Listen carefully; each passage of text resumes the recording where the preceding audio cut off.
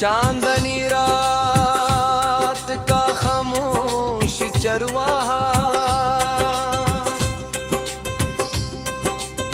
पहाड़ों के दरमियान एक सरसब्ज वादी थी जहां दूर दूर तक सब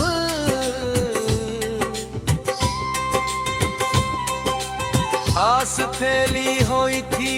बहार के मौसम में रंग बरनगे जंगली फूल खेते, तितले उड़ते और छोटे छोटे चश्मे नगमों की तरह बहते थे। दिन के वक्त ये वादी जिंदगी से भरपूर,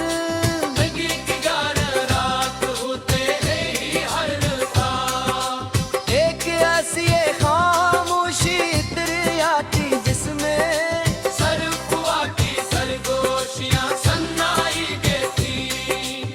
ऐसी वादी में एक चरवाहा रहता था, से बाबा मुराद कहते थे। इसके पास जंग की एक पुरानी लाठी और उसे बनी एक चादर थी। वो हर सुबह हरी ओढ़ को चारागाह की तरफ ले जाता और शाम ढले